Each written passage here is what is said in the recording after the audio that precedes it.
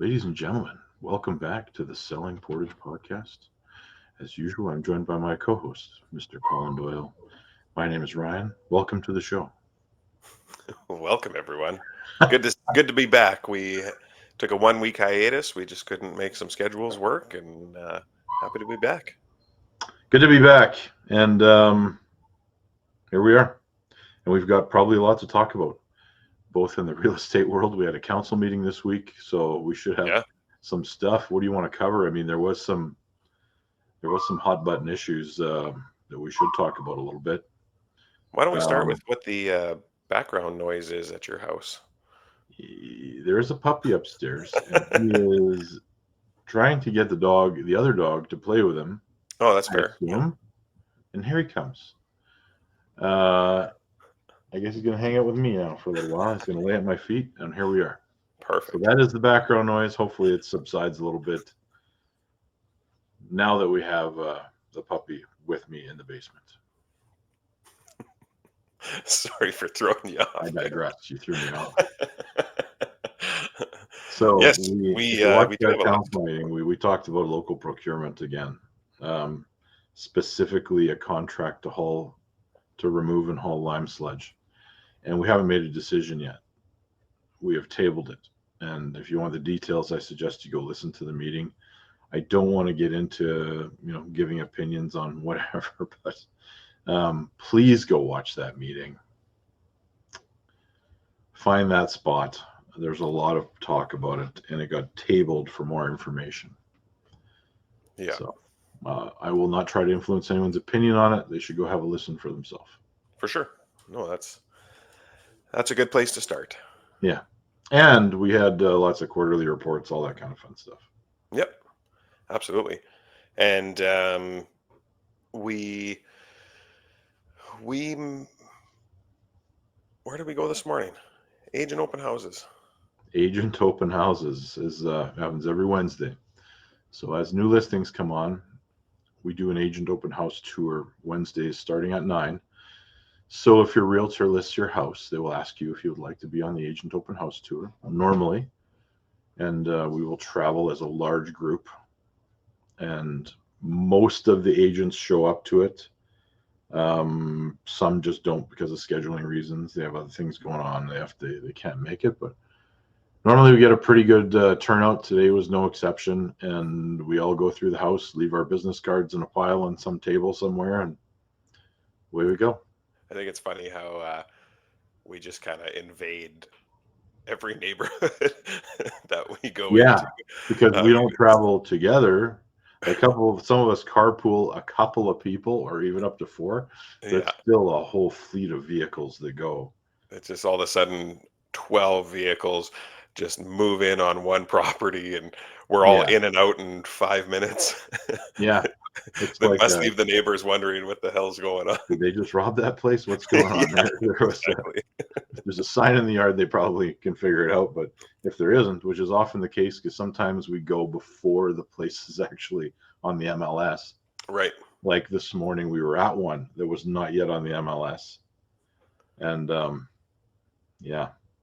You want to know something wild, Colin? I did the Mm, stats already for my market update that I've recorded it already. I haven't posted it because it is Wednesday when we're recording this. Um, 2 sales in the past week in Portage in the city, just two. They both sold over ask. ooh, Yeah. there we go.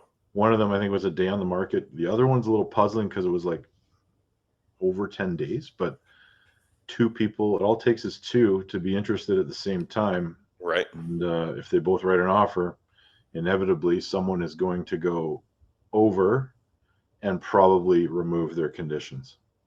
Yeah. Well, and I found myself in that situation just over the Easter weekend, because we are a week behind on the podcast here, so some time has gone by. But Good Friday, I found myself in a situation where I was part of two bidding wars, and one of them as the listing agent, and another one as a buyer's agent. And I can tell you, as the listing agent, they're a lot of fun. As the buyer's agent, they're pretty stressful. Not so much. Not so much. They're fun if you win. They're fun if you win. Yeah, exactly. So this one went like there was a lot of offers on this house. I know the one you're talking about is in Oakville, and this is all public info now because it's been posted. And the house sold for $65,000 over ask, I believe. Right. And there were other offers over asking price. The biggest question I have is what was second place? And I'll never find that out. But I Right. want to know who got second because I No, want I to know. know what the spread was between second and first. Right. Like, was it 40 grand? And if those people found out, would they have a little bit of buyer's remorse? They obviously really wanted the house. Yeah, that's that's very true. But in Winnipeg, that happens all the time. And in Winnipeg, you and it doesn't seem to matter where the neighborhood is. It will still be a bidding war. And if you're representing solely buyers, I mean, that's a tough go. Yeah, Um, and that information is only privy to the listing agent and the right. sellers, I guess. And we Ultimately, never get to find that out as buyers, right? you find out you know what your client wrote if you're Yeah, representing a buyer, and you know what it sold for. So you know who was number one. right, But the other information you're not entitled to at all. right. So it was I found it interesting that Oakville was the star of the day in that particular case because two houses, two bidding wars, both sold over asking, Yeah. uh, which was pretty good for the community of Oakville. And you know what? It's kind of weird that it's comforting when someone finds out that they lost by a large margin. So it's not like they could have offered another $1,000 in one, but Right. Yeah. it's, No, uh, exactly. And I would that's take comfort if I just barely missed it. That would be a tough pill for me to swallow. But if it was like a huge spread, then you know I would be okay with that. yeah, and that was the situation with my buyer. There was a big spread between what they had offered and what it sold for, and they were comfortable with the fact that they lost it, Yeah, because they just weren't willing to go there, right? yeah, and oh yeah, and we had a federal election, Colin. Oh, we did, yes. That's big news. It seems like so Tuesday. It was Monday. Obviously, was the last day, and Tuesday it felt like the world stood still. Nothing happened. I got Nothing happened. I got no phone calls. Nobody was shopping. Everyone was just kind of in a holding pattern and maybe in disappointment and shock and celebration wherever you stood on it. And I've been asked the question, how will this affect the real estate market? And my answer to you is not at all. Life will go on. We Right. will continue to adapt. But I'll tell you this, if you're thinking of leaving the country because your party didn't win, give me a call. I'll help you sell that house. And if you let it ring once and he hasn't answered yet, give me a call. Yeah. Well, we got a special guest today, Colin. Who is it? Oh, can I, Um, before we get into that, can I just touch on my weekend? no. Please. Yes. I did something very exciting this weekend. My Did wife it and I twice, went in to, fact. what's that? Did it twice. Did it twice, yes. Yeah. My wife and I went to Toronto to see the Metallica No Repeat weekend. And so I'm obviously a lifelong Metallica fan. This was, I believe, my ninth and 10th time seeing them. So it was two shows, Thursday and Saturday, two different set lists, and two different openers. And so we had floor tickets, general admission, so we were able to kind of walk around. And we happened to stumble across a spot where they set up the area for the bands to come out. And so I had the opportunity to high five my lifelong idols in Metallica, in Limp Bizkit and Pantera, these bands that I've listened to forever, I grew up with, had the opportunity to get up close and personal with them, which I just thought was, I was fanboying a little bit, trying to keep my composure. But no, we had a really, really good time. And I just wanted to humbly brag about that a little bit, that Hmm. I got to high five Metallica. It's worth bragging about. It is. Okay. Sorry. Back to what you were saying. Well, I'm going to tell you, I'm going to the game 5 of the Jets tonight. So Mm, mm. speak to, and I'm looking forward to the savior, Gabriel Velarde, returning to the lineup. I hope so. They need something to give them a little spark. Now, it's not all doom and gloom. I mean, um, They lost 2 away. They won 2 at home. They lost 2 away. We're right. tied. And I know it's hard to not look back at previous playoff years and not take the opinion of, oh, here's the playoff Jets again, or here's playoff Hellebuck. It's hard to not do that, but at the same time, it is a clean slate going into tonight's game. They The got to win. Like, the they got to team win. who wins the next two, who can get the next two wins, is the winner of the series, right? Or they're not coming from a 3-0 deficit or anything like that. So, Here's the good part. Jets have 2 of those games at home. right. So tonight is at home. Next one is away. Game 7, if there is one, is at home. They seem to do much better in the whiteout in Yep. this series. Now, if they lose tonight, it's probably doom and gloom. And by the time you see this, we'll have those answers. By the time you see this, it'll be the day of game 6. Game 6. Yeah. Yeah, they do play Friday, Yeah, correct? Yeah. I think so. It shall be interesting. As much as I'd like to see them take the series at home, I don't want that stress in my life. I Yeah, want no, them. I want exactly. them to close it out as quickly as possible, Yeah. and then we'll go on to series 2. Yeah. Yeah, Against Colorado or Dallas, which will not be a walk in the park either way. yeah. Well, let's cut it here, Colin, and I'm gonna get in as soon as we start the next segment. I will introduce our guest. How's that sound? Okay, that sounds great. All right, everybody. I'm here with our guest. It's none other than Mr. Colin Doyle, It's me. and it Surprise. it dawned on us. We're doing all these get to know you pieces on people, and we realize that we've never told our stories. So maybe there'll be one for me sometime in the future. But today we're going to talk about Colin. So Colin is aware of most of the questions that we're going to ask him, but let's get into the history. Yeah, I don't Colin, read books, Ryan. So, I'm still going to ask you the question. yeah, that's fair. I actually do have an answer for it. Okay. So, As like long deep dive. We're going deep I was dive. going to make a bad joke, but I'm not. I'm gonna try not to get us canceled. That's right. Yeah. So, I know how this works, and I'll just start at the beginning. I was, some of you who know me a little better know that I have a fairly large story to tell, right? Um, I've seen a lot of things in my life, and maybe lived a few extra lifetimes, but I'll start back in on the sunny Thursday afternoon of June of '83. We're No, I going. was We're going back. yeah, we're going back. No, I was born in June of '83 and at the Grace Hospital in Winnipeg. And at the time, my parents lived in Charleswood. And only a couple months after I was born, we had moved to Portage because my grandmother on my mom's side was sick with cancer. And um, my parents wanted to be closer to help take care of her. So that's what brought us to Portage. And we never left after that.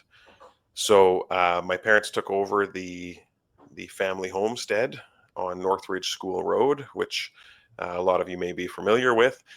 And at the time, I had a brother Adam who was 2 years older, and I had two half siblings, my brother John and my sister Colleen, who lived in Winnipeg. So um, later on in 1987, the biggest pain in my ass was born, and that's my sister Julie, who some of you might know.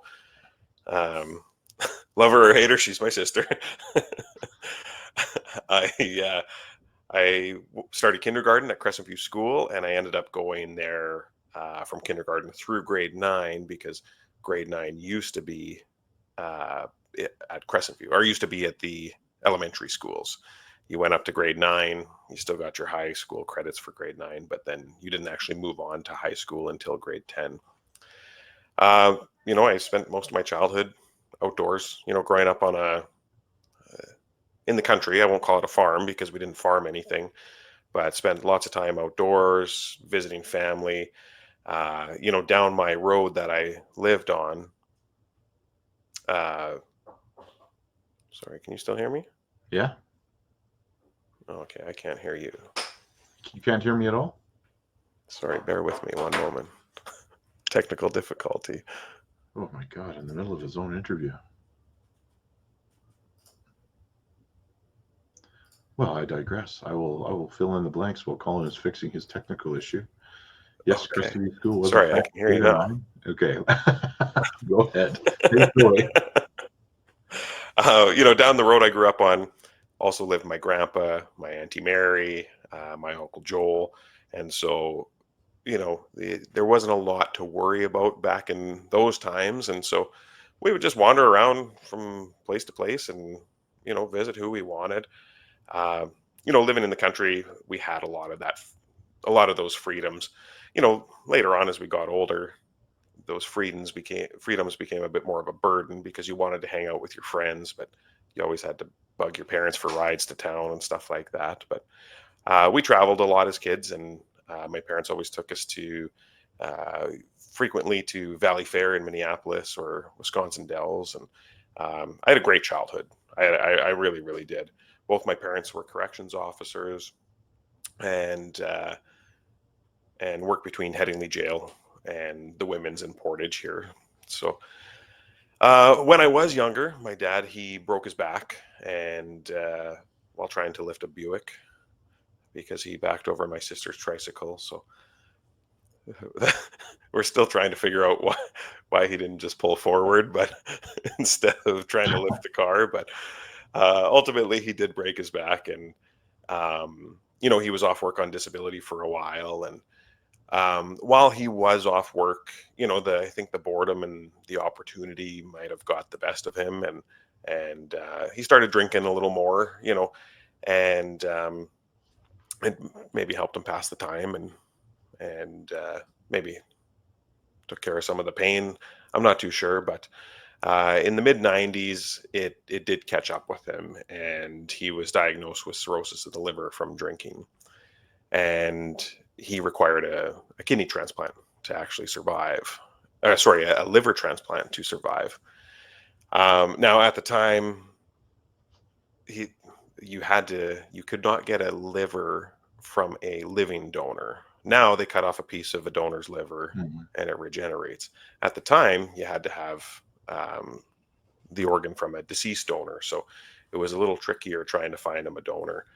And I just want to make it clear, my father was always a good dad. Even though he had reached that level of being an alcoholic, he was never uh, abusive, never tripping over drunk or anything like that, never angry. I just wanted to make that clear. He was always a gentleman to everyone that he ever met, and everyone around him just thought the world of him. But he was an immigrant from Scotland, and he came here when he was a teenager, and his dad suffered from the same sort of addictions, and his dad's dad, and so on. So, um, but he was placed on the transplant list for his liver, and it it wasn't looking very good for him as far as receiving that transplant. And so my parents did take us on what they referred to as the sorry, I'm having technical difficulties again here. How's that? I can still hear you just fine. Okay. I'll just carry on here. Um, Took us on a vacation when I was 11 years old to Disneyland or Disney World, and that was kind of our final vacation that we were supposed to go on. And um, but then one day he got the call; they had a liver for him, so he flew to London, Ontario. That's where they were doing the transplants, and he got the transplant and a new lease on life, which um, was excellent for our family. Just to see him in the shape he was in was pretty tough growing up.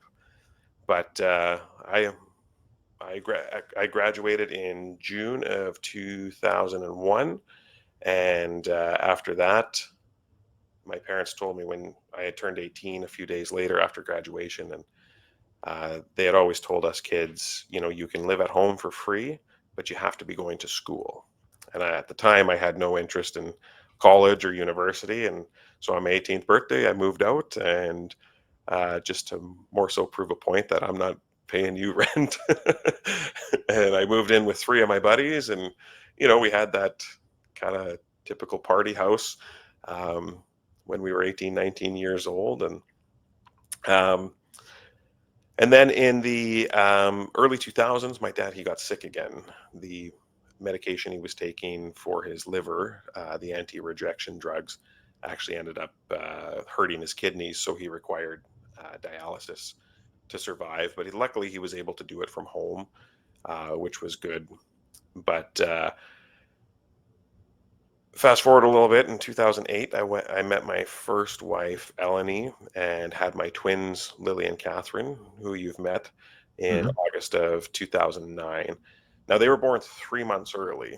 So here I am as a first-time father, um, with two babies, which was not expected. And they were both born 3 months early. So they were 2.5 pounds and 3 pounds. Um, so very, very tiny babies. They had to stay in the NICU at St. Boniface Hospital for about 6 weeks just to get their body weight up. But all things considered, they were fairly healthy children. So we got very lucky. But then right around that same time, my dad got sick again. His dialysis was no longer working, and he needed a kidney transplant. He was on a list, but again, wasn't looking very good for him. And he refused to take a kidney from any of us, like any of my brothers, sisters. So I went behind his back, and without his knowledge, I got some testing done, and turns out we were the same blood type, and kidney size was relatively the same, and so I ended up being as about as perfect match as you can be for someone who's not your twin, right? And I approached him and offered to give him my kidney, and he accepted. And so this all happened at the same time that my twins were born. So it was a bit of a Oh, whirlwind smokes. situation at the time. I look back at a lot of this, and it seems like a movie you watched, because when you're going through something like that, you do what you have to do, right? And so even just making some notes today for this podcast, I was coming up with all this stuff, and I thought, oh, this is a pretty wild story. But so my twins mom and I, we got married in 2010, and then in 2013 we bought our first house in Winnipeg, and that's where my wife and my twins and I lived, and everything was good. And then all my dad's health issues early in that year, they kind of piled up on him, and he had passed away in April of 2013. And then shortly after that, my wife and I, we had split up and eventually divorced as well. In early 2014, I met an amazing woman. Her name was Cheryl, and we actually worked together. And we would later on, she agreed to marry me for some reason. I'm not sure why. Um, but shortly after we had got together, we ended up going on vacation with all of my family. So she kind of got thrown into the fire, meeting all my brothers and sisters and their spouses and my mom, and everyone just loved her, right? And turns out we came back, and she had a bun in the oven. So she was pregnant with my youngest daughter, Kennedy, who you've got to know very well. So Yeah. um, and shortly after she found out she was pregnant, though, she ran into some health troubles. She had noticed some lumps in her breast, and we saw, I think it was 4 or 5 doctors who all just attributed it to the pregnancy. And finally, we got a doctor to send her for a biopsy.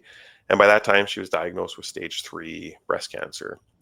And so she was 3 months pregnant, and had to undergo surgery to have her breast removed, and start chemo right away. And so we were put in a situation where we had to make a decision of what do we do? Chemotherapy is obviously not a good thing for a pregnant mother, not a good thing for the baby.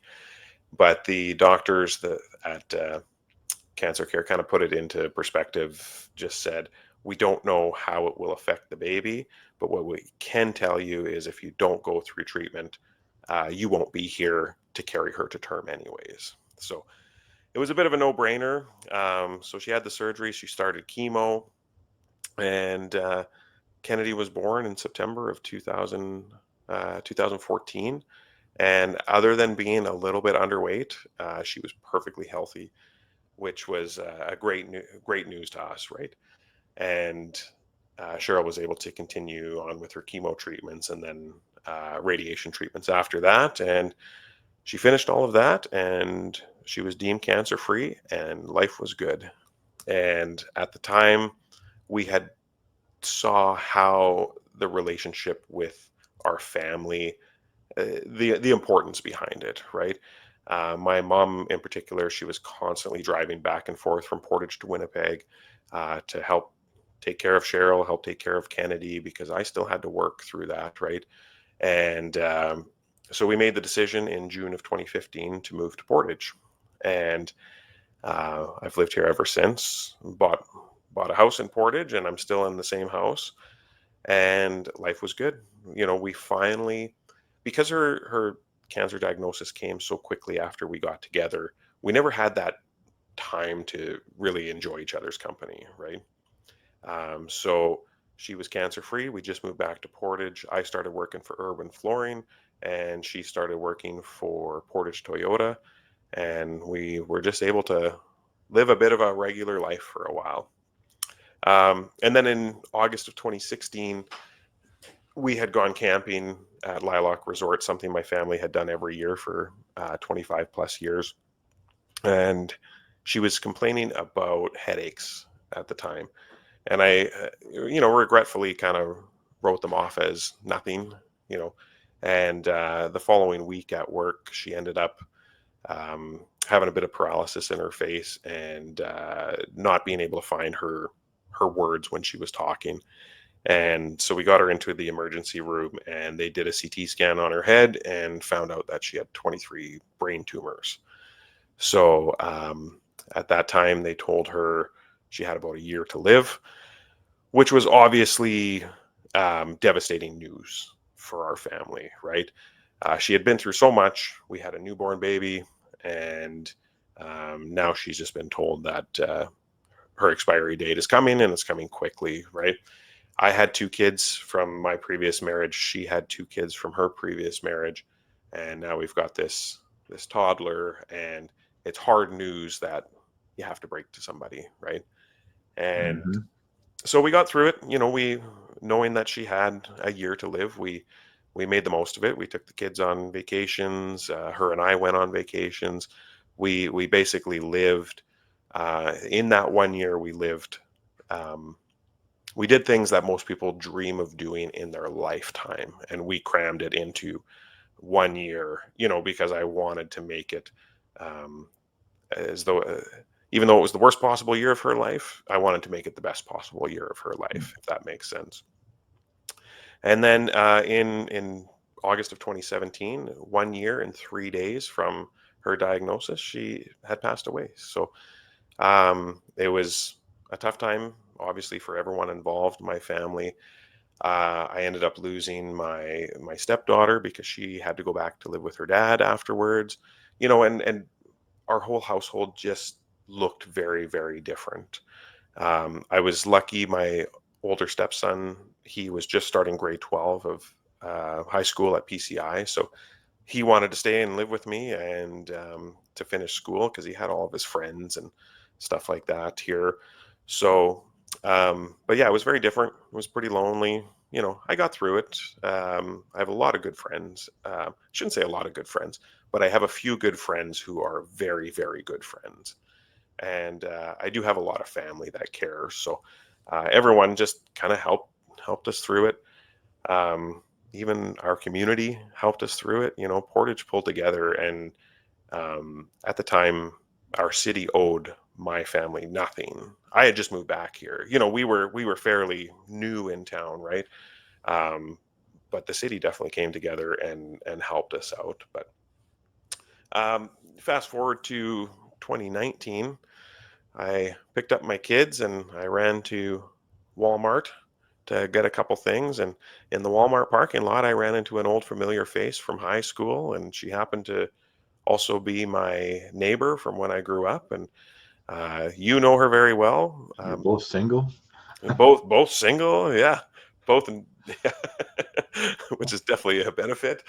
But yeah, I ran into Colin, and we chatted for a few minutes in the parking lot. But there was something about that interaction that just kind of struck me, like just a sense of comfort from talking to her. I hadn't seen her in 20 years, right? And so there was just something very familiar about running into her and chatting with her. So we had texted back and forth for a few days and ended up uh, we went out on a date that I did not realize was a date, and because because we went for Indian food, and you know, and if I thought it was a date, I wouldn't have picked that. But she ended up giving me a smooch before leaving my house that day, and the rest is kind of history. We moved in together a few months after that, got engaged in August of 2019, married in September of 2020, had a COVID wedding. You know, had to keep track of your numbers, how many people you had over, Oh boy, yeah, etc. That those dark days. that And foolishness. I love yeah, it. yeah. And so back in 2018, actually, I had considered running for city council, right? But I had been through a lot, and there was a lot of uncertainties in my life at that time, and so I decided not to throw my name in the hat for that. But come 2022, Colin and I were married. We had a very, very stable household, and I just pitched the idea to her about running for council, and like everything else in my life, she supported it. And so I was elected to council in 2022, as you know, and I left Irwin Flooring in 2023 in October to pursue a career in real estate, which brings us right back to this full circle to this podcast and why we started this. So, It's I mean, all the stuff you have said throughout this podcast, we could unpack that for hours. for sure, this is the Um, Cole's Notes version. this is the Cole's Notes version, yeah, for sure. Like, yeah, well, you have an incredible story. Um, I'm at a bit of a loss which way we want to Yeah. go right now. Well, and I just, if I could just add in, I'm so grateful for where I am in my life now. I'm so grateful for Colleen. She's so respectful to the fact that I do have a past. Um, you know, I You she know, obviously knows I've loved and been divorced. But when you lose your wife, that love never ends, and she's respectful of the fact that I still love yeah, Cheryl, right? And she has, she was, when we moved in together, her daughter Bethany was 16. Colleen was almost at freedom as far as being a parent goes, and she ended up stepping into a role where Kennedy, my youngest, was 4 years old, and or 5 years old, and she stepped into a role of being a mother again to a young child, right? And she has owned that shit, if I could say that. you um, certainly are entitled. yeah. No, she has owned her role, and looking at where I am now, I'm just surrounded by so many good people. You are very much one of them. We talk all the time. We hang out. We have a lot in common between the city council and our real estate Skill level in careers. golf. Yes, we are golf partners, which is going to hit the airwaves here soon because I believe it starts next week or the following week. So, Next week. Oh, but yeah, looking back and reflecting, I'm just so considering everything that has happened in my life, I'm so grateful to be where I am now. Well, yours is a story of perseverance, and many of the things you talked about would have been enough to destroy a person, but you've come through it all, and yeah, kudos to you for Thank you. showing amazing resilience. Absolutely. I'm going to ask you some fun questions, Colin. Sure. Let's brighten this up. Who do you think would win in a fight? One gorilla or 100 men? Well, the only reason I asked that is because every podcast I've listened to has responded to this tweet that was put up there. And it's funny, you and I had chatted a little bit this morning on this. And yeah, it would all boil down to the venue, you know. Yeah. I'm going with the men because eventually that gorilla's going to get tired. I'm going with the gorilla. He's Just to probably play devil's advocate. He's probably killing 50 men, but he'll eventually get them. That's right. Now, are we talking gorillas from the movie Congo? Not in a zoo, like a big old silverback wild. Yeah, big teeth. Yeah. Anyway, that's weird, but we'll. All right. Tell us something, and I'm sure there's many things we've already talked about, but something somebody would be surprised to know about you. Oh, geez. I knew this question was coming. I didn't even think of it earlier. I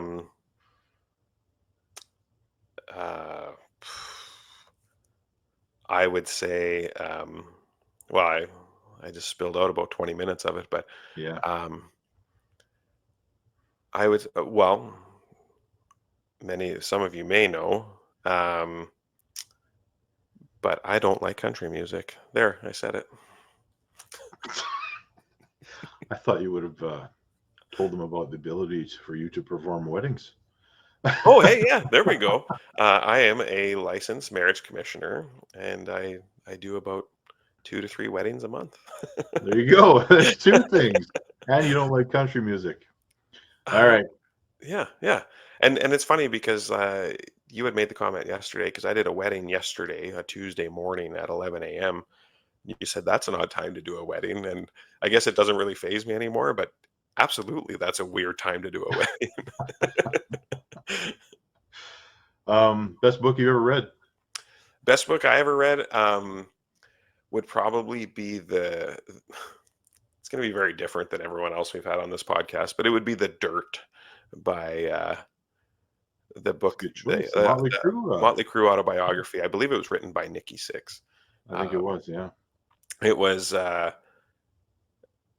never experienced that lifestyle, nor would I ever want to, but it's definitely interesting to read kind of what experiences they had as a band in like the heyday of the glam hair metal days. Yeah. I know the answer to this already, but favorite movie of all time? Back to the Future. Yeah. Is 1A followed by 1B, original Ghostbusters. Okay. I knew both of those, actually. You could have rattled that off. Yeah. I guess the biggest question, what's the best piece of advice you have ever received? Well, I can't remember what podcast you were doing, but you had me on a previous podcast, and I'm gonna rehash the advice because I got it from my dad, and I always considered him to be one of the most intelligent people I knew, and or that I've ever known, still to this day. And the advice he gave me was, when it comes to your spouse or your significant other, and it's like, when you wake up in the morning, always think about how you can make their day. How does it go? When you wake up in the morning, think about what you can do to make their day just a little bit better. And he said that will change everyone's outlook on life because of it. And so basically, I think the reasoning behind it was, don't wake up and think of yourself. Wake up and think about somebody else, how you can make an impact on somebody else's day. And in turn, will come full circle and make an impact on your day in a positive way. I like that. Mm. Well, Colin, that's it for today, my friend. This has been a great interview. People are going to learn a lot about you. I hope so. Yeah. We'll put it out there, and we'll see what we come up with for next week. Sounds good. Yeah, I'm not And we'll sure. have to get a getting to know Ryan Espy on here soon. Yeah, yeah. I've You got some also have a stories. big story to tell. Yeah, I got some stories. And 99% of them are right here in Portage. Yeah. Yeah. All right, buddy. Let's Okay. sign off for today. Thanks for watching, everybody. Make sure you hit like on this video and subscribe on the channel. And if you are so inclined, share it with a friend. Sure. Tell your friends.